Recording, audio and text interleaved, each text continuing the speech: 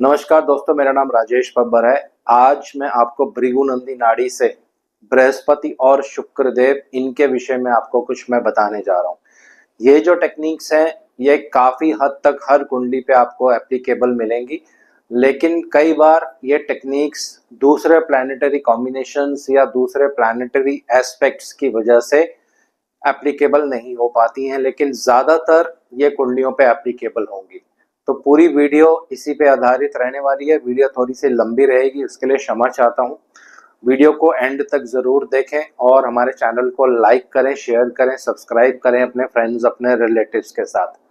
तो आइए वीडियो आरंभ करते हैं। टोटली वीडियो नाड़ी के अकॉर्डिंग है, किसी भी तरह से इसमें वैदिक के रूल्स नहीं।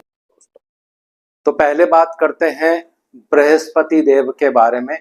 भृगुनंदी नाड़ी में बृहस्पति देव को जीव कारक कहा जाता है। बृहस्पति देव को एडवाइस देना, यानी जब आप किसी को एडवाइस देते हैं, किसी को गाइड करते हैं, तो ये बृहस्पति देव से देखा जाता है दोस्तों।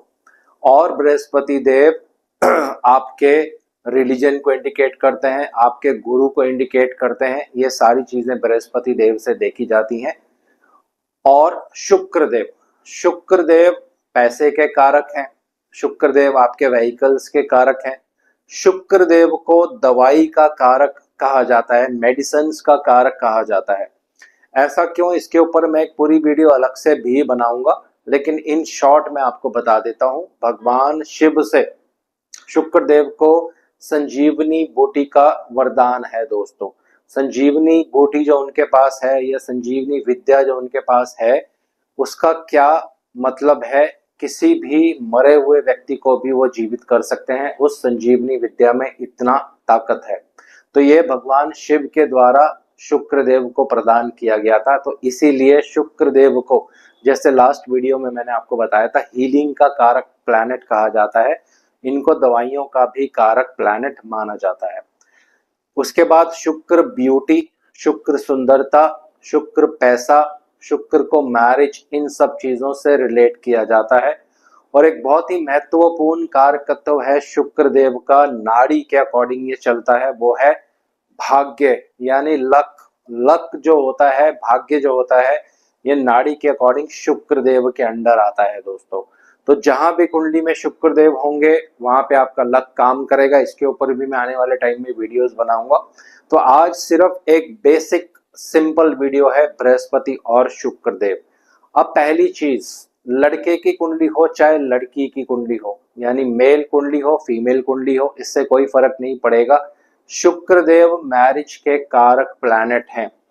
एक अच्छे शुक्रदेव कुंडली में बिना एफ्लिक्शन के ये दर्शाते हैं कि आपकी मैरिड लाइफ हमेशा अच्छी रहेगी, आपकी हेल्थ हमेशा अच्छी रहेगी, दवाइयों से आपको दूर रहना पड़ेगा। अगर ये शुक्रदेव बहुत अच्छी पोजीशन पर होंगे कुंडली में और किसी भी तरह से इन पर पाप प्रभाव, यानी शनि देव का या केतु देव का या मंगल देव का भी इफेक्ट नहीं होना चाहिए। तो जिनके भी शुक्र अच्छे हैं, लड़का हो चाहे लड़की की कुंडली हो, आप ये देखेंगे हेल्थ हमेशा अच्छी रहती है, मैरिड लाइफ हमेशा अच्छी रहती है, पैसे का भरपूर आनंद ये लोग एंजॉय करते हैं दोस्तों। तो ये शुक्र की पहली खासियत है।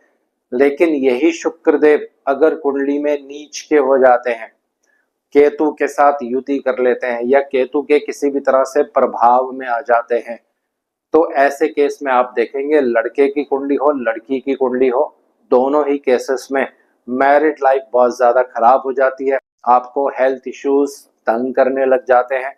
और लड़कियों की कुंडली में ज़्यादातर ये बहुत ज़्यादा तंग करता है। नाड़ी में त्रिकोण का बहुत ज़्यादा इम्पोर्टेंस होता है। तो त्रिकोण क्या होता है ये मैं आपको थोड़ा सा एक्सप्लेन कर देता हूँ। अगर ये कॉम्बिनेशन भी आपका कुंडली में बनता है तो आप मान के चलिए कि शुक्रदेव मैरिज को खराब करेंगे। तो ये कॉम्बिनेशन अगर आपकी कुंडली में बनता है तो केतु देव कहीं ना कहीं आपकी मैरिज को स्पॉइल कर देंगे। तो उदाहरण के लिए किसी के शुक्रदेव कुंडली में मान लीजिए लगन में है, तो साथ साथ मैं इंग्लिश में भी लिख देता हूं। अगर केतु देव यहाँ पर है, ये त्रिकोण होता है और ये दूसरा त्रिकोण होता है। नाड़ी में त्रिकोण का बहुत ज्यादा महत्व होता है।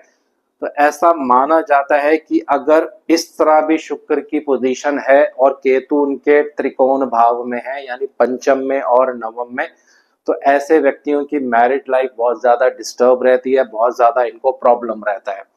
यही केतु देव अगर यहाँ पे होंगे यानी शुक्र से चौथे भाव में, तो भी आप मान के चलिए कि मैरिड लाइफ जो है बहुत ज्यादा प्रॉब्लमेटिक सिचुएशन में रहती है।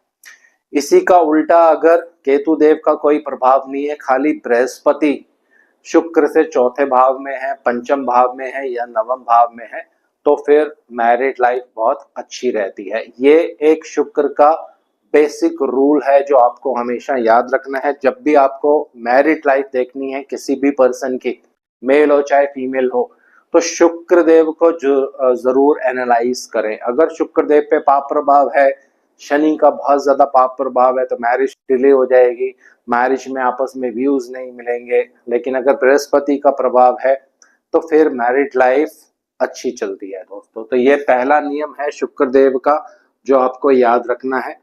अब बात करेंगे, क्योंकि शुक्र देव पैसे के भी कारक हैं और साथ साथ मैरिज के भी कारक हैं, तो जिन लोगों की कुंडली में, ये हर कुंडली पे एप्लीकेबल नहीं होगा, ये कुछ स्पेशल कॉम्बिनेशंस होते हैं, ये आपको याद रखने हैं।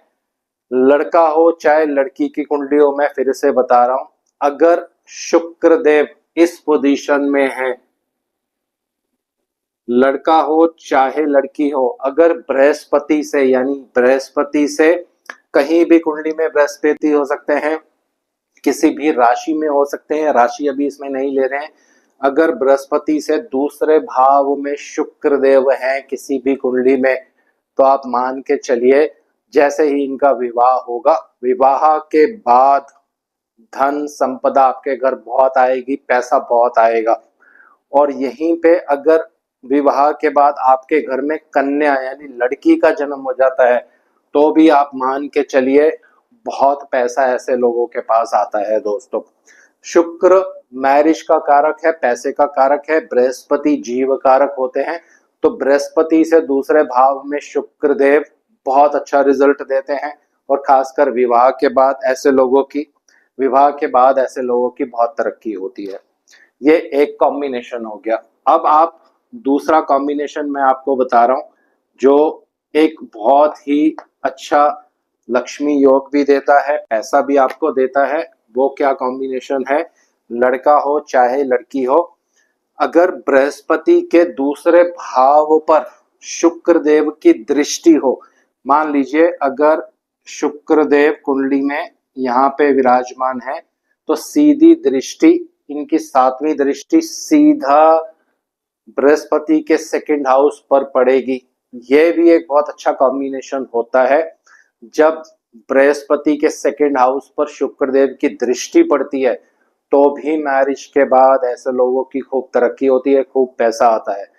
अब बाकी प्लैनेट्स के अकॉर्डिंग आपको ये देखना पड़ेगा कि ये पैसा आपके पास रुकेगा कि नहीं रुकेगा, ये डिपेंड करता है बाकी ग्रहों के ऊपर भी। तो बाकी ग्रह भी आपको साथ साथ देखने हैं, लेकिन ये कॉम्बिनेशंस हैं, ये हमेशा 100% इफेक्ट देता ही देता है दोस्तों। तो ये दो चीजें हो गई, शादी और मैरिज। जैसे मैंने आपको बता दिया, शुक्र के बृहस्पति के सेकंड हाउस में अगर शुक्र हो तो बहुत पैसा व्यक्ति को मिलता है। अब जैसे मैंने आपको बताया कि बृहस्पति जीव कारक हैं और शुक्र जो हैं ये भाग्य के कारक हैं, नाड़ी में लक को इंडिकेट करते हैं। तो जिन भी लड़का हो चाहे लड़की हो, दोनों की कुंडलियों में एप्लीकेबल होगा। बृहस्पति और शुक्र देव में राशि परिवर्तन हो, तो उदाहरण के लिए मान लीजिए बृहस्पति 2 नंबर में है, 3, 4, 5, 6, 7 और 8 और 9, ये दूसरी राशि आ जाएगी बृहस्पति की। और यहाँ पे बैठे हैं शुक्र देव, थोड़ा छोटा लिख रहा हूं क्योंकि जगह कम है। तो बृहस्पति शुक्रदेव के घर में, शुक्रदेव बृहस्पति के घर में, इन दोनों का राशि परिवर्तन है। आप मेरे घर में, मैं आपके घर में, दोनों ही बहुत शुभ ग्रह माने जाते हैं, दोनों ही गुरु हैं। बृहस्पति देव नॉलेज विजडम है, शुक्रदेव भी ज्ञान हीलिंग, मेडिसिन, इन सब के कारक हैं, तो दोनों ही अपने आप में गुरु हैं। तो जब ये कंडीशन बनती है, ऐसे लोग बहुत भाग्यवान होते हैं, चाहे वो लड़के की कुंडली हो, लड़की की कुंडली हो। तो ये प्रैक्टिकल एक्सपीरियंस से मैं आपको बता रहा हूँ। इंदिरा गांधी जी की कुंडली आप जब देखेंगे, उनकी कुंडली में बृहस्पति और शुक्र का दोनों का राशि परिवर्तन है दोस्तों। तो ऐसे लोग बहुत भाग्यवान होते हैं, भाग्य उनका साथ देता है। लेकिन ये कब साथ देगा, इसके लिए कुछ टाइम पीरियड्स होते हैं। वो टाइम पीरियड आपको कैसे निकालना है, जब बृहस्पति का गोचर, बृहस्पति का गोचर, टी का मतलब ट्रांजिट होता है, मैं पूरा नहीं लिख रहा हूं। जब बृहस्पति का गोचर यहाँ पे हो या यहाँ पे हो, दोनों में से किसी के ऊपर भी आ जाए, उस पीरियड में ये बहुत ज्यादा इफेक्ट देता है। यानी ये जो समय होगा, वो जो 1 साल होगा, ऐसे लोगों के लिए बहुत अच्छा होता है, क्योंकि ये भाग्यवान पर्सन्स हैं जिनका भी बृहस्पति और शुक्र आपस में राशि परिवर्तन करता है दोस्तों। तो ये कुछ सिंपल टेक्निक्स हैं बृहस्पति और शुक्र देव के बारे में। हालांकि टेक्निक्स बहुत सारी हैं, और भी आपको मैं अभी टेक्निक्स कुछ शेयर करूंगा। अब एक बहुत ही सीवियर कॉम्बिनेशन है, यानी एक बहुत ही अच्छा कॉम्बिनेशन है। अगर किसी भी कुंडली में शुक्र और बृहस्पति दोनों एक साथ हैं, चाहे लड़के की कुंडली हो चाहे लड़की की कुंडली हो, तो बहुत से केसेस में आप देखेंगे हस्बैंड और वाइफ दोनों एक ही सिटी से होते हैं। बहुत से कुंडलियों पे ये रूल एप्लीकेबल होगा, किसी किसी पे एप्लीकेबल नहीं भी होगा, क्योंकि डिपेंड करता है दूसरे प्लैनेटरी कॉम्बिनेशंस पर भी। लेकिन ज्यादातर आप देखेंगे जब ये कॉम्बिनेशन होता है, तो वाइफ और हस्बैंड दोनों सेम सिटी से होते हैं, और आपकी वाइफ बहुत इंटेलिजेंट लेडी होती हैं। ऐसा इसलिए क्योंकि लड़के की कुंडली में शुक्र पत्नी का कारक है नाड़ी के अकॉर्डिंग। बृहस्पति जो होते हैं ये public personality, name and fame के कारक हैं। तो जब ये कॉम्बिनेशन होता है, बृहस्पति ज्ञान के कारक हैं, विजडम के कारक हैं, नॉलेज के कारक हैं, शुक्र के साथ जब युति होती है, तो वाइफ बहुत ही इंटेलिजेंट होती हैं, धार्मिक किस्म की वाइफ जो है आपको मिलती हैं। लेकिन डिपेंड करेगा अदर कॉम्बिनेशंस पर भी, वो भी आपको साथ साथ यहाँ पे जरूर देखने हैं। और वाइफ जो होंगी सेम सिटी से होंगी, ये मैंने आपको पहले बता दिया है। तो ये एक बहुत ही अच्छा कॉम्बिनेशन है अगर आपकी कुंडली में बृहस्पति और शुक्र दोनों एक साथ हैं। और अगर यही कॉम्बिनेशन लड़की की कुंडली में भी होते हैं, तो ऐसी जो लड़कियां होती हैं बहुत इंटेलिजेंट होती हैं, पब्लिक में काम करना या इस तरह का इनके कार्य होता है जो पब्लिक में इनको फेमस बनाता है, depending upon other combinations, other planets का एस्पेक्ट्स। अब अगर लड़के की कुंडली आप देख रहे हैं, शुक्र और बृहस्पति दोनों एक साथ हैं, कुंडली में कहीं भी हो सकते हैं, इनके आगे अगर बुधदेव हैं, ये बिल्कुल प्रैक्टिकल है जो मैं आपको बता रहा हूँ। बहुत सी कुंडलियों पे मैंने इसको चेक भी किया हुआ है। तो आप देखेंगे ऐसे जो लड़के होंगे, इनके मल्टीपल अफेयर्स होते हैं, शादी के बाद भी इनका अफेयर होगा।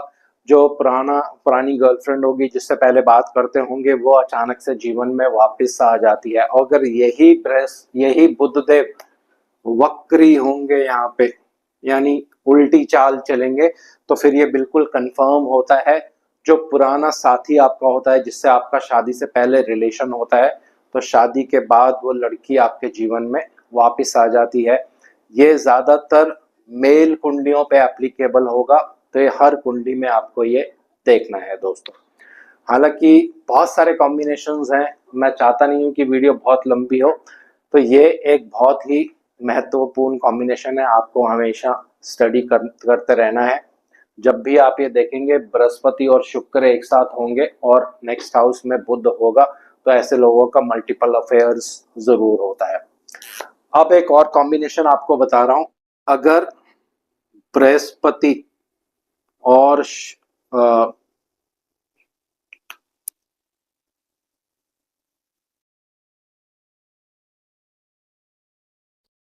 अब एक और कॉम्बिनेशन मैं आपको बता रहा हूं, ये भी आप नोट कर सकते हैं। अगर बृहस्पति और शुक्र एक साथ हैं आपकी कुंडली में, किसी भी राशि में हो सकते हैं, राशि इसमें अभी नहीं ले रहे हैं। बृहस्पति, जैसे मैंने स्टार्टिंग में बताया था, किसी को एडवाइस देना, किसी को गाइड करना, नाड़ी में बृहस्पति को गाइड कहते हैं, यानी जो दूसरों को रास्ता दिखाता है, दूसरों को समझाता है, समझाने का काम बृहस्पति देव का होता है। और जो शुक्र देव हैं, जैसे मैंने लास्ट वीडियो में आपको बताया था, ये हीलिंग करते हैं या मेडिसिन के द्वारा किसी को ठीक करने की इनमें ताकत होती है। तो जब ये युति कुंडली में बन जाती है, बृहस्पति और शुक्र, ये कहीं भी हो सकती है, खासकर अगर ये युति 10वें भाव में बने या 7वें भाव में बने या चौथे भाव में बने, तो ऐसे लोग बहुत अच्छे एस्ट्रोलॉजर्स होते हैं दोस्तों। अपनी एडवाइस से, क्योंकि बृहस्पति का रोल आ गया, अपनी हीलिंग पावर से, क्योंकि शुक्र देव का रोल आ गया, दूसरों की मदद जब करेंगे तो उनको बहुत ज्यादा पॉजिटिव इफेक्ट आता है दोस्तों।